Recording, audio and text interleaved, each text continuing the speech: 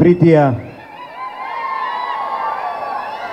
ಶಂಕರ್ ನಾಗ್ sir ಅವರ ಹುಟ್ಟುಹಬ್ಬ ಇವತ್ತು. ಅವ್ರನ್ನ ನೆನೀತಾ, ಅವರ ಗತವೈಭವನ ನೆನೀತಾ ಮಾತ್ರ ಪ್ರಾರಂಭ ಮಾಡ್ತೀನಿ. ಒಂದು 150 ಸಲ ಬಂದಿರಬೇಕು ಇಷ್ಟು ಜನ ಇವತ್ತೇ ನೋಡಿದ್ ನಾನು ಮಂತ್ರಿ ಮಾಲಲ್ಲಿ. ಎಲ್ರು ಹೇಗಿದ್ದೀರಾ? ಎಲ್ರು ಹೇಗಿದ್ದೀರಾ?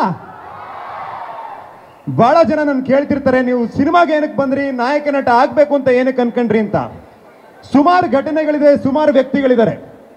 ಆದರೆ ಒಂದು ಘಟನೆ ನನ್ನ ಮನಸ್ಸಿನಲ್ಲಿ ಚಿರಸ್ಥಾಯಿಯಾಗಿ ಉಳಿದಿದೆ.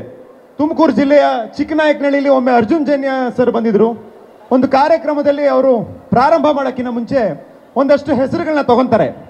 ಮೊದಲು ದೇವ್ರನ್ನ ನೆನೆಸ್ಕೊಂಡು ಆಮೇಲೆ ಇನ್ನೊಂದು ಹೆಸರನ್ನ ತಗೊಂಡ್ರು. ಆ ಹೆಸರು ತಗೊಂತಿದ್ದಂಗೆ ಅಲ್ಲಿದ್ದಂಥ ಜನಸ್ತೋಮ ನಡ್ಕೊಂಡಂಥ ರೀತಿನ ನಾನು ಗಮನಿಸ್ತಾ ಇದ್ದೆ. ಆ ಹೆಸರೇ ಕಿಚ್ಚ ಸುದೀಪ್. ನಾನು ಅನ್ಕೊಂಡೆ, ಅಲ್ಲ ಗುರು, ಈ ಹೆಸರು ಹೇಳ್ತಿದ್ದಂಗೆ ಜನ ಹಿಂಗೆ ಆಡ್ತಿದ್ದಾರೆ, ಇನ್ನು ವ್ಯಕ್ತಿನೇ ಬಂದ್ರೆ ಇನ್ನ ಹೆಂಗಿರುತ್ತೆ ಅಂತ. ಬಂದಿದ್ದಾರೆ.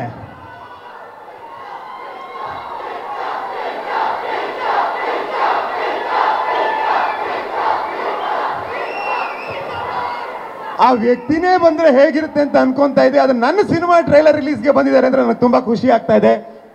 ತುಂಬಾ ಖುಷಿ ಸರ್, ನೀವು ಬಂದಿರೋದು, ನೀವು ನಮ್ಮ ಗತವೈಭವ ಚಿತ್ರಕ್ಕೆ ಬೆನ್ನೆಲುವಾಗಿ ನಿಂತಿರೋದು ನಮ್ಗೆ ಬಹಳ ಖುಷಿ ಇದೆ.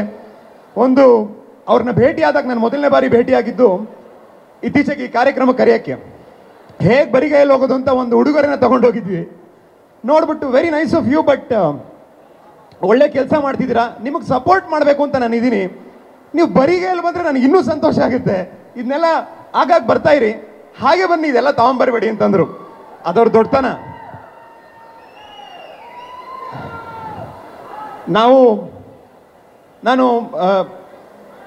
ನಾನು ಲಂಡನ್ನಲ್ಲಿ, ಬ್ರಿಟನ್ನಲ್ಲಿ LLB ಮಾಡಬೇಕಾದ್ರೆ 3 ವರ್ಷಗಳ ಕಾಲ ಬೇರೆ ಬೇರೆ ಚಿತ್ರಗಳ ತುಣುಕುಗಳನ್ನ ಒಂದಷ್ಟು ತೆರೆ ಮೇಲೆ, ಒಂದಷ್ಟು ಮಿರರ್ ಮುಂದೆ ಪ್ರಾಕ್ಟೀಸ್ ಮಾಡ್ತಾ ಇದ್ದೆ.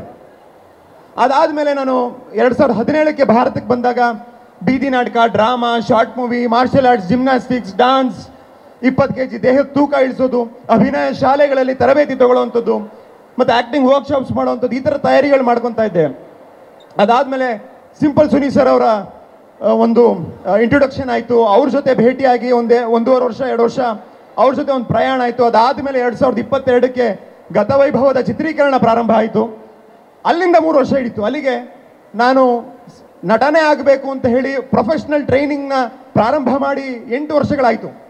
ಎಷ್ಟೋ ಬಾರಿ ಅನ್ನಿಸ್ತಾ ಇತ್ತು ನನಗೆ, ಏನಕ್ಕೆ ಇಷ್ಟು ವರ್ಷ ತಗೊತಾ ಇದೆ, ಯಾಕೆ ನನಗೆ ಈ ಥರ ಯಾಕೆ ಆಗ್ತಾ ಇದೆ, ಇಷ್ಟೊಂದು ಕಾಲ ಯಾಕೆ ತಗೊತಾ ಇದೆ, ತುಂಬ ಫ್ರಸ್ಟ್ರೇಷನ್ ಆಗ್ತಿತ್ತು, ನೋವಾಗ್ತಿತ್ತು ಮನಸ್ಸಿಗೆ. ಆಗ ನಾನು ಕಿಚ್ಚ ಸುದೀಪ್ ಸರ್ನ ಜ್ಞಾಪಿಸ್ಕೊತಾ ಇದ್ದೆ. ಏನಕ್ಕೆ ಅಂದರೆ 1996ರಲ್ಲಿ ಜನವರಿ ತಿಂಗಳಲ್ಲಿ ಅವರ ಮೊದಲನೇ ಸಿನಿಮಾದ ಮುಹೂರ್ತ ನಡೆಯುತ್ತೆ. 10 ದಿನಗಳ ಕಾಲ ಚಿತ್ರೀಕರಣ ಆಗುತ್ತೆ. ನಾನು ಹುಟ್ಟೋಕ್ಕೂ ಮುಂಚೆ 96ರಲ್ಲಿ 10 ದಿನಗಳ ಕಾಲ ಚಿತ್ರೀಕರಣ ಆಗಿ ಆ ಸಿನಿಮಾ ನಿಂತೋಗುತ್ತೆ. ಅದಾದ್ಮೇಲೆ 2ನೇ ಸಿನಿಮಾ ಮುಹೂರ್ತ ಆಗುತ್ತೆ, ಅದು ನಿಂತೋಗುತ್ತೆ. ಮತ್ತೆ 3ನೇ ಸಿನಿಮಾ 1997ರಲ್ಲಿ ತಾಯವ್ವ ಅಂತ ಬಿಡುಗಡೆ ಆಗುತ್ತೆ, 3 ದಿನ ಓಡೋದು. ಅದಾದ್ಮೇಲೆ 4ನೇ ಸಿನಿಮಾ ಸ್ಪರ್ಶ ಬಿಡುಗಡೆ ಆಗುತ್ತೆ, ಒಳ್ಳೆ ಪ್ರತಿಕ್ರಿಯೆ ವ್ಯಕ್ತ ಆಗುತ್ತೆ. ಆದರೆ ಕರ್ನಾಟಕ ಬಂದ್ ಬೇರೆ ಬೇರೆ ಒಂದು ದುರ್ಘಟನೆಗಳಿಂದ. ಅವರ 5ನೇ ಸಿನಿಮಾ ಬಂತು, ಹುಚ್ಚ ಸಿನಿಮಾದಲ್ಲಿ ಕಿಚ್ಚ ಪಾತ್ರ ಮಾಡಿದ್ದು. ನಾನು ಅನ್ಕೊಂತಾ ಇದ್ದೆ, ಇಂಥ ಒಬ್ಬ ಅದ್ಭುತವಾದ ಕಲಾವಿದರಿಗೂ ಕೂಡ 5-6 ವರ್ಷ ಹಿಡಿತಾ, 5-6 ವರ್ಷ ಹಿಡಿತಾ ಜನರ ಮನಸ್ಸಿನಲ್ಲಿ ಒಂದು ಜಾಗ ಮಾಡೋದಕ್ಕೆ, ಒಂದು ಒಳ್ಳೆ ಪಾತ್ರ ಸಿಗೋದಕ್ಕೆ ಇಷ್ಟು ಕಷ್ಟ ಬೀಳಬೇಕಾಯಿತು. ಅವರೇ ಇಷ್ಟು ಕಷ್ಟ ಬೀಳಬೇಕಾಯಿತು ಅಂತಂದ್ರೆ ನಾವು 7-8 ವರ್ಷ ಶ್ರಮ ಪಡೋದೇನು ದೊಡ್ಡ ವಿಚಾರ ಅಲ್ಲ ಬಿಡು ಅಂತ. ನಮ್ಮ ತಂದೆಯವರು ಯಾವಾಗಲೂ ಹೇಳ್ತಿರ್ತಾರೆ, ಒಂದು ಶಿಲೆ ಆಗಬೇಕು ಅಂದ್ರೆ ಕಲ್ಲಿಗೆ ಪೆಟ್ಟು ಬೀಳಬೇಕು ಅಂತ. ಬಿದ್ದಿದೆ.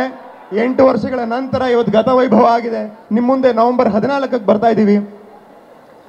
ಆಶಿಕಾ ರಂಗನಾಥ್ ಅವರು 20 ಚಿತ್ರಗಳಲ್ಲಿ ನಟಿಸಿರುವಂಥ ಸುದೀಪ್ ಸರ್ ಜೊತೆ ನಟನೆ ಮಾಡಿದ್ದಾರೆ, ಚಿರಂಜೀವಿ ಸರ್ ಜೊತೆ ನಟನೆ ಮಾಡಿದ್ದಾರೆ, ಗಣೇಶ್ ಸರ್ ಜೊತೆ, ಹೀಗೆ ನಾಗಾರ್ಜುನ್ ಸರ್ ಜೊತೆ, ಹೀಗೆ ಹಲವಾರು ದೊಡ್ಡ ದೊಡ್ಡ ಕಲಾವಿದರ ಜೊತೆ, ದೊಡ್ಡ ದೊಡ್ಡ ನಿರ್ದೇಶಕರ ಜೊತೆ ಕೆಲಸ ಮಾಡಿರುವಂಥ ನಟಿ. ನನ್ನ ಮೊದಲನೇ ಚಿತ್ರದಲ್ಲಿ ಅವ್ರ ಜೊತೆ ನಟನೆ ಮಾಡುವಂಥ ಅವಕಾಶ ಸಿಕ್ಕಿದ್ದು ನನ್ನ ಅದೃಷ್ಟ ಅಂತ ನಾನು ಅನ್ಕೊಂಡಿದ್ದೀನಿ. ಅವರು ಒಂದು ಕುಟುಂಬದ ಸದಸ್ಯರಾಗಿ ಹೋಗ್ಬಿಟ್ಟಿದ್ದಾರೆ ನಮಗೆ. ಅದೇ ರೀತಿ ನನ್ನ ಜೊತೆ ನಿಂತಂಥ ನಮ್ಮ ದೀಪಕ್ ತಿಮ್ಮಪ್ಪ ಅವರು, ನಮ್ಮ ನಿರ್ಮಾಪಕರು, ನನ್ನ ಸ್ನೇಹಿತರು, ಅವರು ನನಗೆ ಬೆನ್ನೆಲುಬಾಗಿ ನಿಂತ್ಕೊಂಡ್ರು. ನಮ್ಮ ನಿರ್ದೇಶಕ ಗುರುಗಳಾದಂಥ ಸಿಂಪಲ್ ಸುನಿ ಅವರು ಸಿಂಪಲ್ ಆಗಿ ಒಂದು love story, operation Alamelamma, Bazaar, ಬಹುಪರಾಕ್, ಅವತಾರ ಪುರುಷ, ಸಖತ್, ಚಮಕ್, ಹೀಗೆ 10 ಯಶಸ್ವಿ ಕನ್ನಡ ಚಿತ್ರಗಳನ್ನ ಕೊಟ್ಟಿರ್ತಕ್ಕಂಥ ನಿರ್ದೇಶಕರು. ಅವರ ಕನಸಿನ ಕೂಸು ಗತವೈಭವ ಇದೇ ಚಿಲ್ಡ್ರನ್ಸ್ ಡೇಗೆ ನಿಮ್ಮ ಮುಂದೆ ಬರ್ತಾ ಇದೆ. ವಿಕ್ರಾಂತ್ ರೋಣ ಸಂದರ್ಭದಲ್ಲಿ ಕಿಚ್ಚ ಸುದೀಪ್ ಸರ್ ಒಂದು ಮಾತು ಹೇಳಿದ್ರು, ಈ ಸಿನಿಮಾಗೆ ನಾನು ಹೇಗೆ ಹೀರೋನೋ ಅದೇ ರೀತಿ ನಮ್ಮ ಛಾಯಾಗ್ರಾಹಕರಾದಂಥ ವಿಲಿಯಂ ಡೇವಿಡ್ ಕೂಡ ಹೀರೋ ಅಂತ ಹೇಳಿದರು. ನಮ್ಮ ಸಿನಿಮಾಗೂ ಅವರೇ ಹೀರೋ. ಗತವೈಭವದಲ್ಲೂ ಕೂಡ ಅದ್ಭುತವಾದ ಕೆಲಸನ ಮಾಡಿದ್ದಾರೆ. ಅದೇ ರೀತಿ ನಮ್ಮ music director Judah Sandhy sir, ನಮ್ಮ VFX ನಿರ್ಮಲ್ ಕುಮಾರ್ ಅವರು, ನಮ್ಮ ಕಾಸ್ಟ್ಯೂಮ್ ವರ್ಷಿಣಿ ಅವರು, ನಮ್ಮ ಪ್ರೊಡಕ್ಷನ್ ದೇವಣ್ಣ ಇರ್ಬೋದು, ಹೀಗೆ ನಮ್ಮ ಆಶಿಕ್ ಕುಸ್ಗೊಳ್ಳಿ ಎಡಿಟರ್ ಇರ್ಬೋದು, ನಾನು ಎಂಟೈರ್ ನಮ್ಮ ಟೆಕ್ನಿಕಲ್ ಟೀಮ್, ತಂತ್ರಜ್ಞರ ತಂಡಕ್ಕೆ ನಾನು ಈ ಸಂದರ್ಭದಲ್ಲಿ ಧನ್ಯವಾದಗಳನ್ನ ಹೇಳ್ತೀನಿ. ಯಾಕಂದರೆ ಈ ಕಾರ್ಯಕ್ರಮದ ಮುಖಾಂತರ ಅವರೆಲ್ಲರೂ ಶ್ರಮಕ್ಕೆ ನಾವು ಧನ್ಯವಾದ ಹೇಳುವಂಥ ಒಂದು ಅವಕಾಶ ಸಿಕ್ಕಿದೆ. ಒಂದು ನನಗೆ ನೆನಪಿರುವಂಥದ್ದು, ಪ್ಯಾನ್ ಇಂಡಿಯಾ ಅನ್ನೋ ಪದ ನಿಮ್ಮ ಕಿವಿಗಳಿಗೆ ಯಾವಾಗ ಬಿದ್ದಿದ್ದು? ಯಾವ ವರ್ಷದಲ್ಲಿ ಪ್ಯಾನ್ ಇಂಡಿಯಾ ಅನ್ನೋ ಪದ ಯಾವ ವರ್ಷದಲ್ಲಿ ಬಿದ್ದಿದ್ದು ನಿಮ್ಮ ಕಿವಿಗೆ? ನಿಮ್ಮ ಕಿವಿಗಳಿಗೆ ಪ್ಯಾನ್ ಇಂಡಿಯಾ ಅನ್ನೋ ಪದ ಬೀಳಕ್ಕಿಂತ ಮುಂಚೆ ಪ್ಯಾನ್ ಇಂಡಿಯಾ ಸ್ಟಾರ್ ಅವರು. ಆ ಪದನೇ ಗೊತ್ತಿರಲಿಲ್ಲ ನಮ್ಮ ಜನಕ್ಕೆ, ಆವಾಗಲೇ ಪ್ಯಾನ್ ಇಂಡಿಯಾ ಸ್ಟಾರ್ ಅವರು. ಅವರು ಬಹಳ ಒಬ್ಬ ಒಳ್ಳೆ ತಂತ್ರಜ್ಞರು ಕೂಡ, ಟೆಕ್ನಿಕಲಿ ತುಂಬ ಸೌಂಡ್ ವ್ಯಕ್ತಿ. ಅವರು ಸಿನಿಮಾದ ಗ್ಲಿಮ್ಸಸ್ಗಳು, ರಶಸ್ಗಳನ್ನ ನೋಡಿ ತುಂಬ ಚೆನ್ನಾಗಿ ಬಂದಿದೆ, you are looking good man, you done a good job, you done a good job, you looking good man ಅಂತ ಹೇಳಿ ತುಂಬ ಪ್ರಶಂಸೆ ವ್ಯಕ್ತಪಡಿಸಿದ್ರು. ಸಿನಿಮಾ ಸ್ಕೇಲ್ ಬಗ್ಗೆ, ಬಜೆಟ್ ಬಗ್ಗೆ ಒಳ್ಳೊಳ್ಳೆ ಮಾತುಗಳನ್ನ ಆಡಿದ್ರು. ಈಗಲೂ ಕೂಡ ಮಾತಾಡ್ತಾರೆ ನನ್ನ ನಂತರ.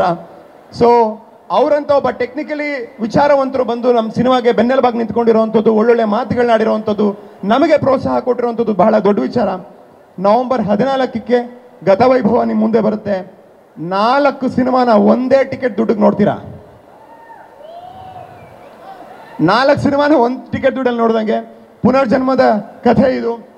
ದೇವಲೋಕದ ಸಮುದ್ರ ಮಂಥನದಿಂದ ಹಿಡಿದು 1498ರಲ್ಲಿ ಭಾರತಕ್ಕೆ ಸಮುದ್ರ ಮಾರ್ಗವನ್ನು ವಾಸ್ಕೋಡಗಾಮ ಕಂಡುಹಿಡಿಯೋದ್ರಿಂದ ಹಿಡಿದು ಮತ್ತು 20ರ ಶತಮಾನದಲ್ಲಿ ಒಂದು ಸ್ವತಂತ್ರ ಸಂಗ್ರಾಮದ ಸಂದರ್ಭದಲ್ಲಿ ಒಬ್ಬ ಕಂಬಳ ವೀರನ ಕಥೆ, ಅಲ್ಲಿ ಒಂದು ತುಂಬ ಡಿವೈನ್ ಒಂದು ಲವ್ ಸ್ಟೋರಿ, ಒಂದು ನಿಷ್ಕಲ್ಮಶವಾದ ಪ್ರೀತಿ, ಇದೆಲ್ಲದೂ ಕೂಡ ಪ್ರಸ್ತುತ ಇವತ್ತಿಗೆ ಕನೆಕ್ಟೆಡ್ ಅನ್ನೋ ರೀತಿ 4 ಜನ್ಮದ ಕಥೆ ಗತವೈಭವ ನಿಮ್ಮ ಮುಂದೆ ಬರ್ತಾ ಇದೆ. ಸುದೀಪ್ ಸರ್ ಕೂಡ ಮೆಚ್ಚಿ ನಮ್ಮ ತಂಡಕ್ಕೆ ಆಶೀರ್ವಾದ ಮಾಡೋದಕ್ಕೆ, ಬೆಂಬಲ ಕೊಡೋದಕ್ಕೆ ಇಲ್ಲಿ ಬಂದಿದ್ದಾರೆ. ಇಷ್ಟು ದೊಡ್ಡ ಸಂಖ್ಯೆಯಲ್ಲಿ ಬರ್ತೀರಾ ಅಂತ ನಾನು ಅನ್ಕೊಂಡಿರಲಿಲ್ಲ. ಎಲ್ಲರೂ ಬಂದಿದ್ದೀರಾ.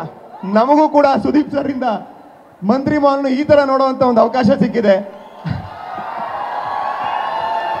ಹಾಗಾಗಿ ನಿಮ್ಮೆಲ್ಲರಿಗೂ ಧನ್ಯವಾದ ಹೇಳ್ತಾ ನನ್ನ ಮಾತನ್ನು ಮುಗಿಸ್ತೀನಿ. ಜೈ ಹಿಂದ್, ಜೈ ಕರ್ನಾಟಕ ಮಾತು.